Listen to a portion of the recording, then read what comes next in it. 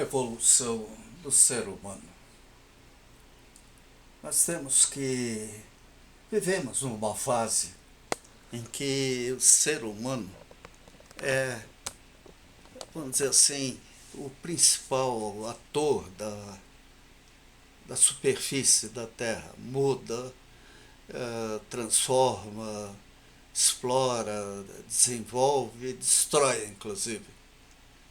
O que nós somos, afinal, isso tudo significa o quê? Nós temos que lembrar que temos um processo darwinista de desenvolvimento, né, do ser humano como tal, sobrevivência do mais forte, do melhor adaptado e assim por diante. Agora, nem dentro desse processo de desenvolvimento, nós temos estruturas ideológicas de poder e tudo mais. No início era o homem selvagem, era o homem que lutava junto, eventualmente, com outros para se defender e se alimentar e sobreviver. Depois isso foi se transformando. A história da humanidade mostra isso com clareza. O que nós fizemos, o que nós somos, o que representou isso tudo. A verdade é que nós podemos falar num processo darwinista de evolução social, de evolução política. A gente vê uma discussão muito grande hoje em dia entre conservadores e esquerdistas, direitistas, tudo isso. O que é um conservador? É aquele que não quer mudanças. Estava lendo livros sobre a escravidão, estou lendo, e caso dos nossos líderes na época da lei do ventre livre, até a princesa Isabel assinar a Lei Áurea, e posteriormente, né, o que vemos, enxergamos na sociedade. Isso é um processo darwinista de evolução, porque não basta carimbar uma ideologia ou coisa assim. O ser humano em si tem que evoluir para aceitar a presença do outro, para ter consideração com outras pessoas e entender que nós dependemos um do outro sempre. Na Europa, isso ficou muito visível a partir dos primeiros séculos da nossa história, já capazes de ler e escrever.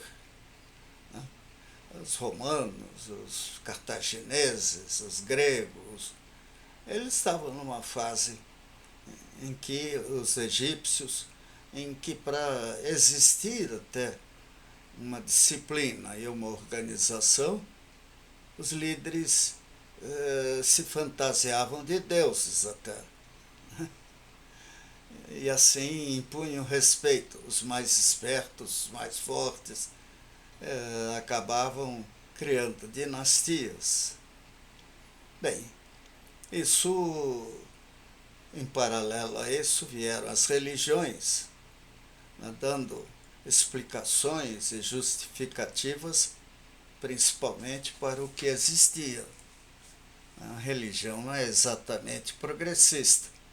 Quem é progressista é o ser humano, é a necessidade de sobrevivência. E a população cresce. E a consciência do ser humano também. né? É uma consciência que reflete na organização da sociedade, né? Nós temos hoje, pelo menos já, o que a gente poderia dizer de organização dos poderes.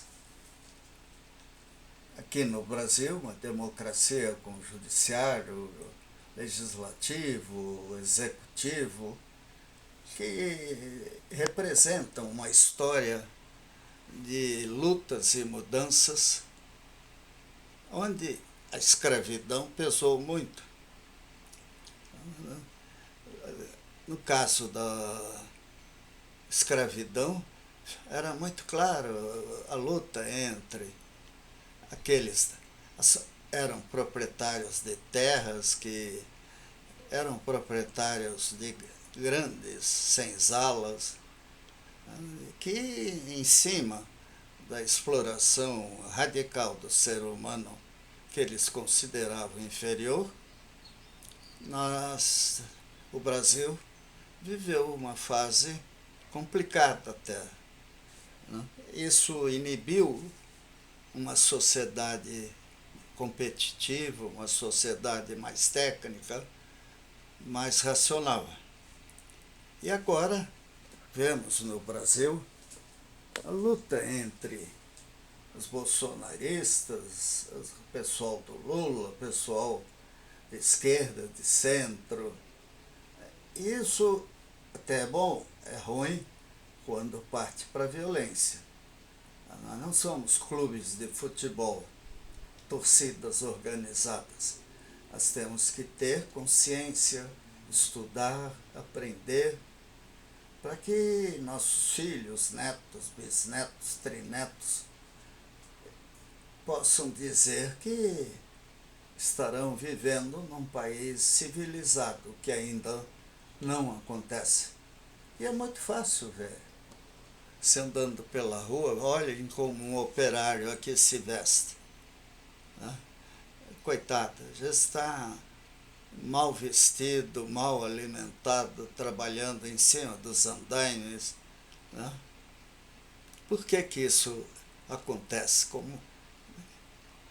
É bem diferente do que a gente vê, por exemplo, na França, Alemanha, né? No Japão e até nos Estados Unidos. Estive lá no ano passado e fiquei impressionado com a segurança, com a qualidade de vida das pessoas que estão lá. Tanto assim que muita gente foge para viver lá. Foge ou dá um jeito de entrar nos Estados Unidos. E agora, na administração Trump, encontram um trampaço aí. Mas nós temos que entender que ninguém é bom ou ruim por ser de esquerda ou de direita. Ninguém escolhe o pai e a mãe que teve, ninguém escolhe a sociedade em que nasceu. E isso influi demais